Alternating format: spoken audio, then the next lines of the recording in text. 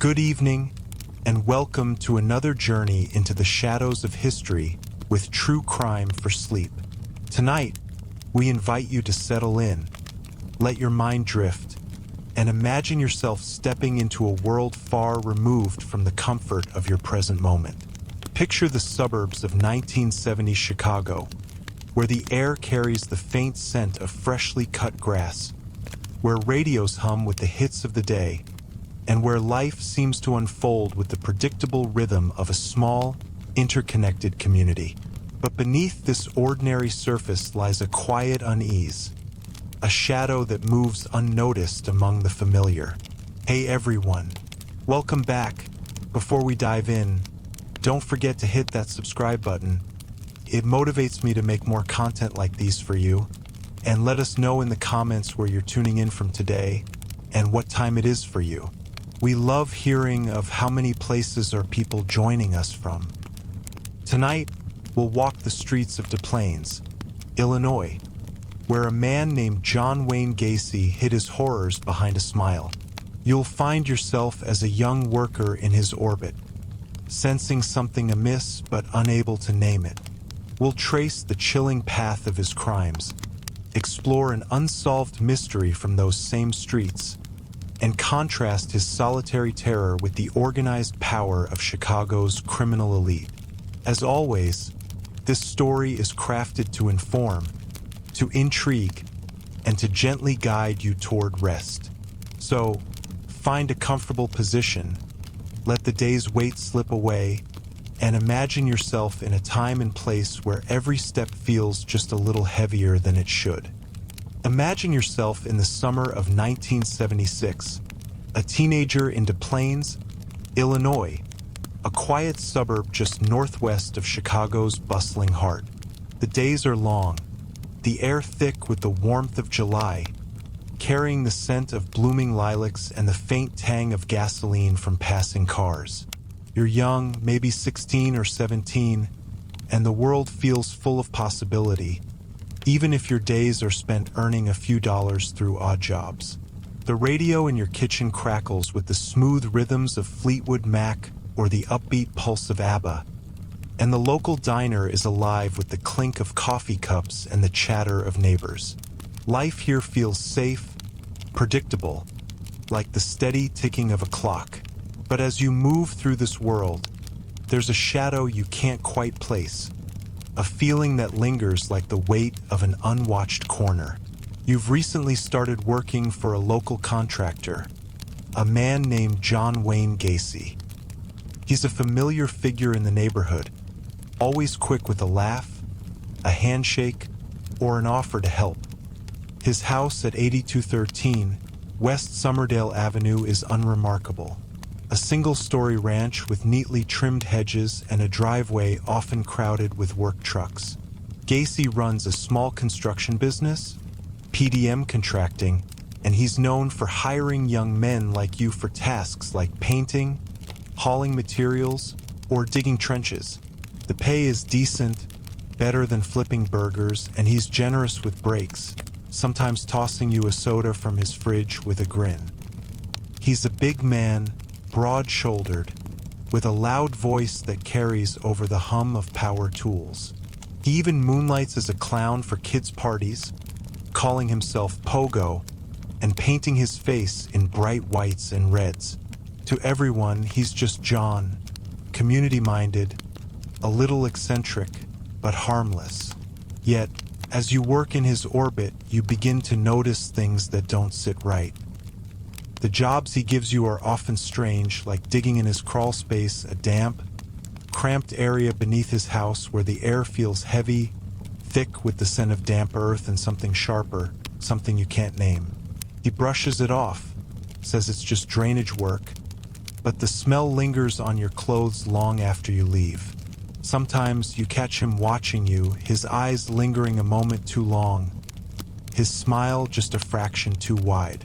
Other workers, boys your age, some you knew from school, seem to come and go. One week, they're hauling lumber with you, joking about the latest episode of Happy Days. The next, they're gone, and no one mentions them. You asked Gacy once, casually, about a kid named Greg who hasn't shown up in days. He shrugs, says Greg probably found another job, but his tone is clipped, his eyes avoiding yours. The suburb itself feels different now, as if the sunlight doesn't quite reach the corners of the streets. Des Plaines is a place of tidy lawns and friendly waves, but there's a rhythm to life here that feels fragile. You walk home in the evening, the sky streaked with orange, and past rows of houses that look just like Gacy's. The sound of a dog barking or a screen door slamming carries a weight it didn't before. You hear whispers at the diner, stories of boys hitchhiking and never making it home, of parents putting up flyers that flutter on telephone poles before fading in the rain. The police don't seem to pay much attention. Runaways, they say, or kids caught up in the city's troubles. But you wonder, life in 1970s Des Plaines demands a kind of vigilance you're only beginning to understand. You learn to trust your instincts, to avoid certain alleys after dark, to keep your head down when Gacy's mood shifts. The world around you is alive with the hum of everyday life. Kids riding bikes, the buzz of lawnmowers, the distant wail of a train, but it's underscored by a quiet dread. You're not sure why, but you start locking your bedroom door at night. You check the windows. You tell yourself it's nothing, just the paranoia of youth. But the feeling persists, like a note played too long on a piano, reverberating in the stillness. This is the rhythm of life in Gacy's Chicago, a place where trust is a luxury you can't afford. The days are filled with the ordinary: school, work, the flicker of a TV screen. But the nights carry a weight you can't shake. You're young, trying to carve out a place in a world that feels both familiar and foreign, and you're learning, step by step, that some shadows hide more than you could ever imagine. As we leave this suburban street behind, let's step closer to the man at the center of this unease. In our next segment, we'll unravel the deadly masquerade of John Wayne Gacy, the facade he built, and the horrors he concealed beneath it. For now, let your mind linger here, in the quiet of Des Plaines, where the ordinary and the sinister walk hand in hand. As you drift from the quiet streets of Des Plaines, let your mind settle into a different rhythm, one that follows the footsteps of a man who moved through this world unnoticed, his true nature hidden behind a carefully crafted mask. Imagine yourself standing outside that unassuming house on West Somerdale Avenue, its windows glowing faintly in the twilight.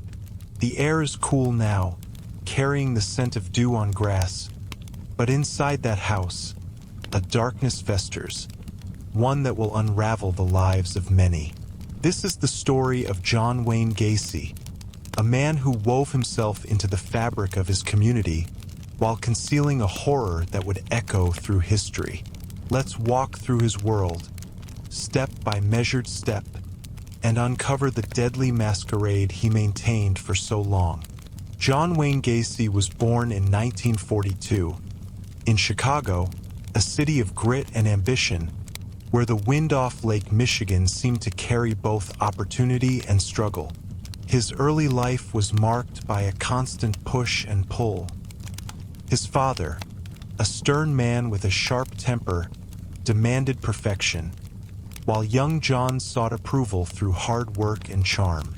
By the 1970s, Gacy had built a life that, to the outside world, looked like a success.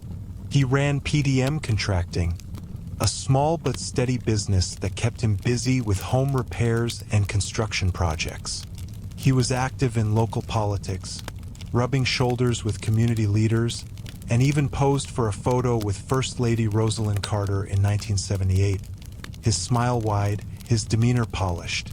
To his neighbors, he was the man who threw backyard barbecues, the one who showed up at charity events dressed as Pogo the Clown, delighting children with balloon animals and painted grins.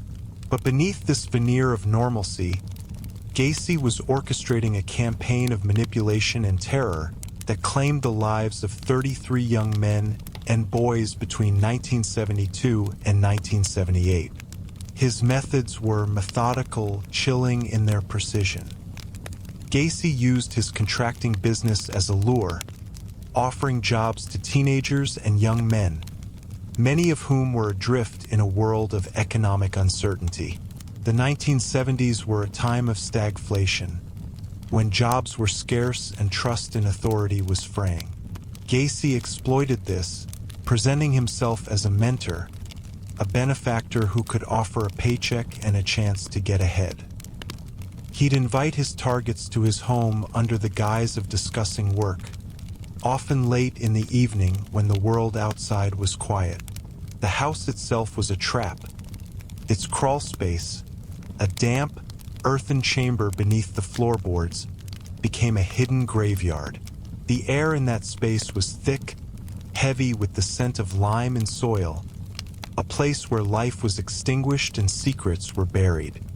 Gacy's clown persona, Pogo, was another tool in his arsenal. He performed at children's parties and hospitals, his face painted in sharp angles of white, red, and blue, his costume a garish shield that made him seem whimsical, harmless.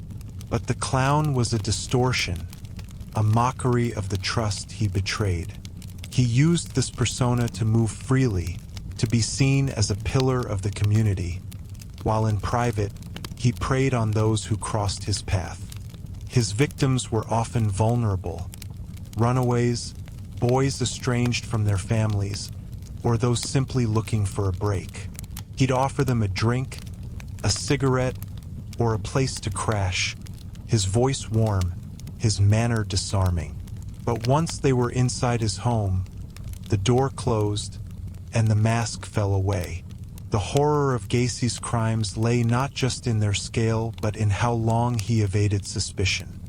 He was a master of blending in, of exploiting the trust that small communities like Des Plaines placed in men like him. Neighbors noticed odd smells drifting from his house, but he'd laugh it off, blaming a faulty sewer line or a pile of construction debris. Police received complaints, missing boys, strange behavior, but Gacy's charm and his status as a local businessman deflected scrutiny. He was questioned several times but always released, his explanations accepted, his record clean enough to avoid deeper investigation. It wasn't until December 1978, when 15-year-old Robert Pius vanished after telling his mother he was meeting Gacy about a job, that the threads of his facade began to unravel. Police searched his home, and the crawl space revealed its grim truth.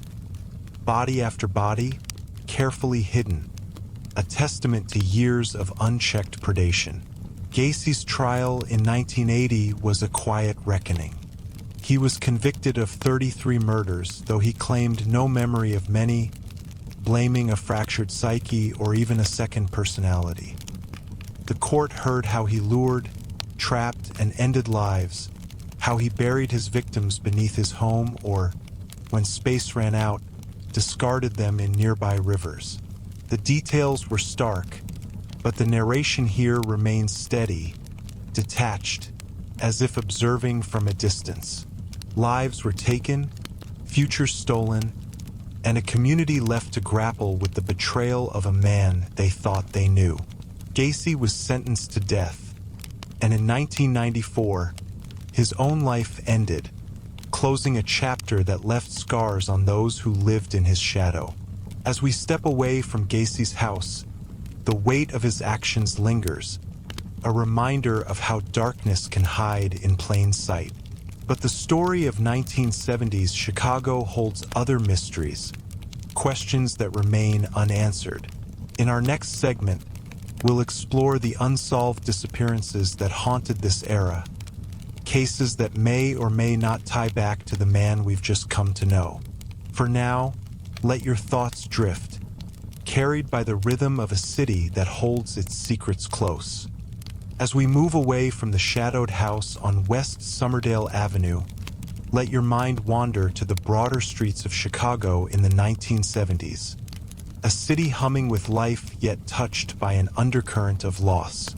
Imagine yourself walking these streets at dusk, the skyline a mix of towering steel and fading light, the air carrying the faint scent of exhaust and the distant hum of a train.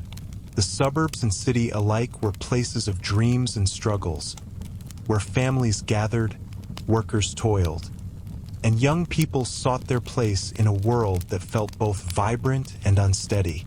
But in this era, alongside the known horrors of John Wayne Gacy, other stories lingered, stories of young men who vanished without a trace, their fates unwritten, their questions unanswered. Tonight, we step into the mystery of these unsolved disappearances, exploring the shadows that stretched beyond Gacy's reach and inviting you to reflect quietly on what might have been. The 1970s in Chicago were a time of transition, a city caught between its industrial past and an uncertain future. Neighborhoods like Des Plaines and Uptown were home to working-class families, immigrants, and young people trying to make their way. But they were also places where vulnerability could be exploited. Against this backdrop, Gacy's crimes were not the only darkness. During his active years, from 1972 to 1978, other young men and boys disappeared, their cases often fading into the background of a city preoccupied with crime, economic woes, and social change. These vanishings left families grasping for answers, their grief a quiet weight in a world that kept moving forward. One such case was that of 17-year-old Michael Bonin, who vanished in June 1976. Michael was a typical Chicago teen, lanky and quick-witted, with a love for music and a habit of hitchhiking to visit friends. He lived in the city's north side, not far from where Gacy operated, and worked odd jobs to save for a car.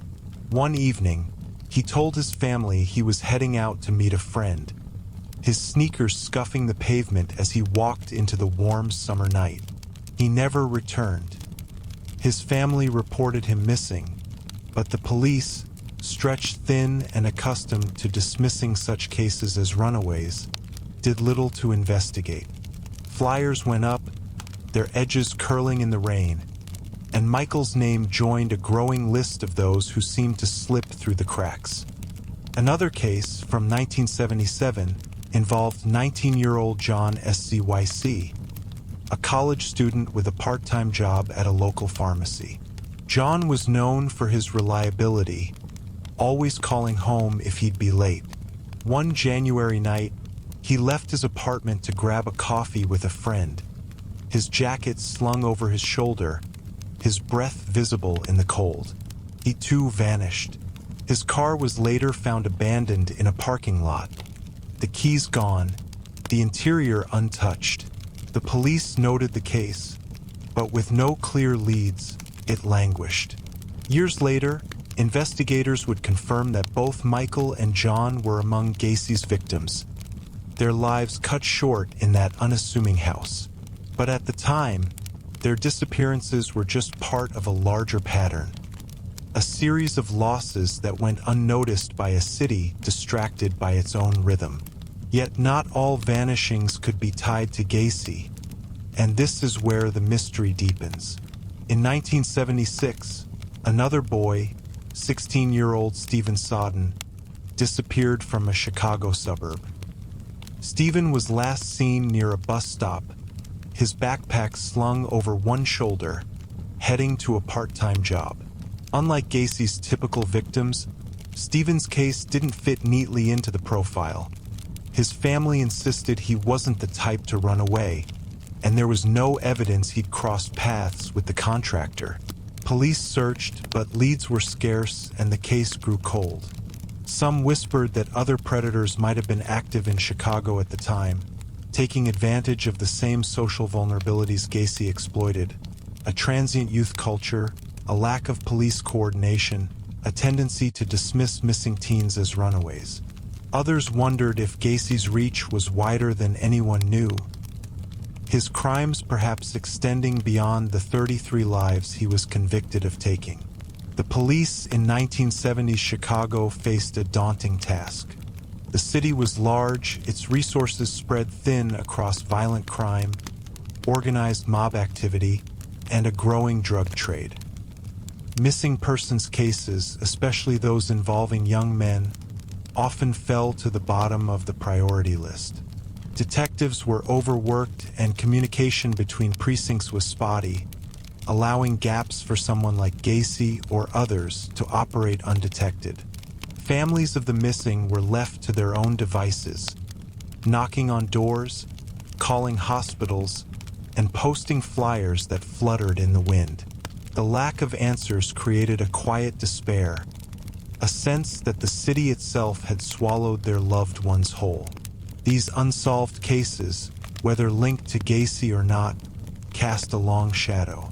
They remind us of the fragility of life in a bustling city, where one could vanish in the space between dusk and dawn.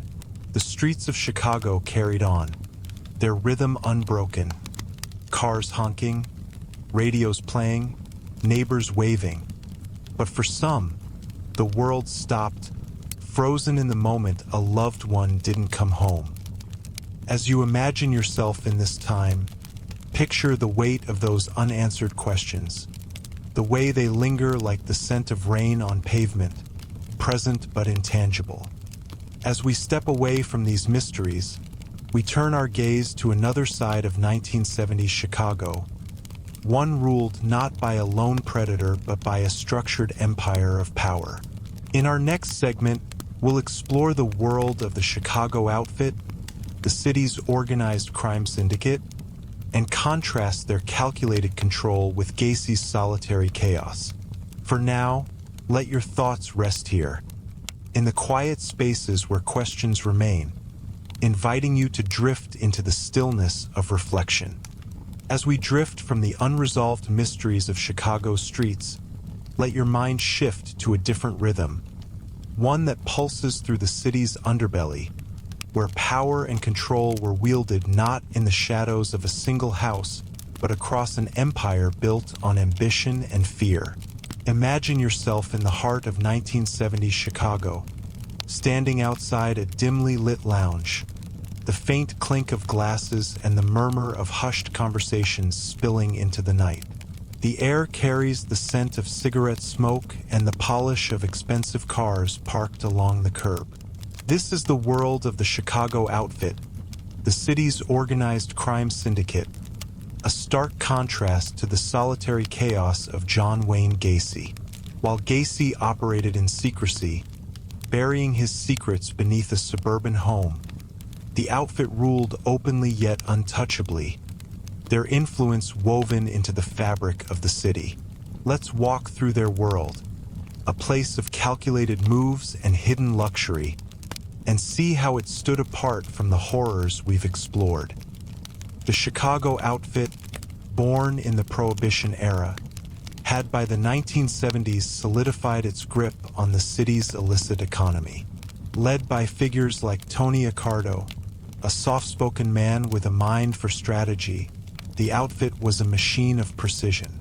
Accardo, known as Joe Batters for his early days as an enforcer, had risen to lead a network that controlled gambling, extortion, loan sharking, and labor unions. Unlike Gacy, whose crimes were personal and impulsive, the outfit operated like a corporation, with hierarchies, rules, and a code that demanded loyalty. Their world was one of backroom deals in smoky taverns, where men in tailored suits sipped whiskey and decided fates with a nod. The streets of Chicago, its bars, its unions, its construction sites, were their domain, and they moved through them with the confidence of those who knew the city answered to them. Gambling was the outfit's lifeblood. From street corner bookies to high-stakes poker games in private clubs, they controlled the flow of bets on everything from horse races to boxing matches. Imagine a small diner in the Loop, its neon sign flickering, where a waiter slips a folded note to a man in a corner booth. That note, a tally of bets, would make its way up the chain, ensuring the outfit's cut. Extortion was another pillar, with businesses paying street taxes for protection they didn't dare refuse. A shopkeeper might notice a stranger lingering outside his store, a quiet reminder of the cost of defiance. Labor unions, too, were under their sway. Construction projects, like the ones Gacy worked on, often felt the outfit's hand, with contracts steered to loyal firms and workers kept in line.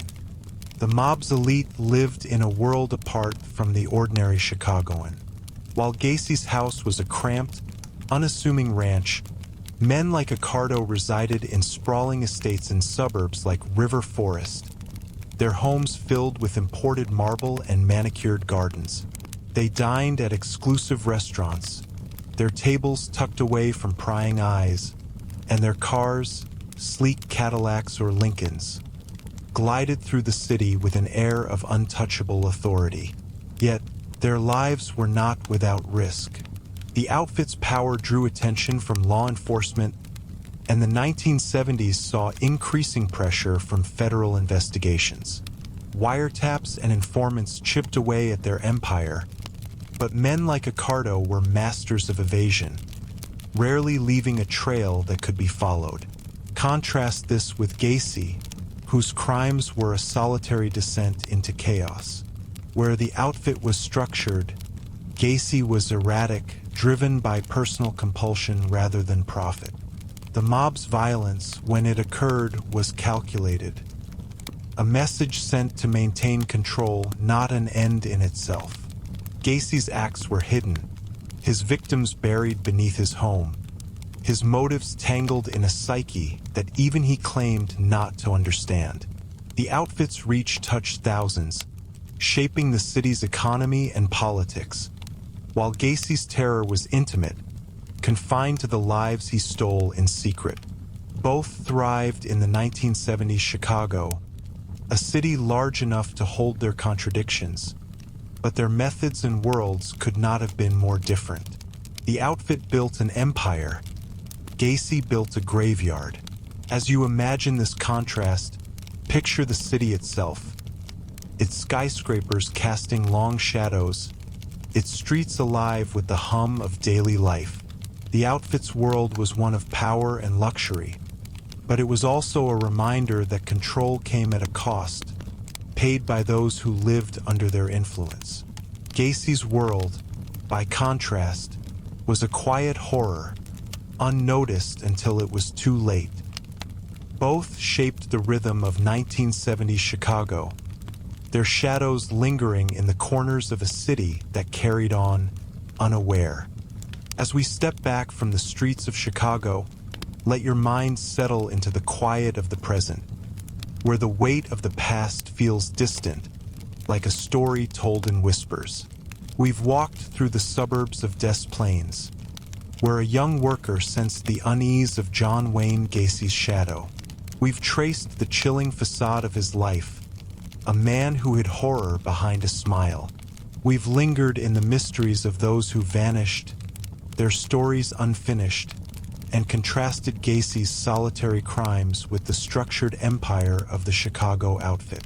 Together, these threads weave a tapestry of a city in the 1970s, a place of ordinary days and extraordinary darkness, where trust was fragile and secrets were buried deep.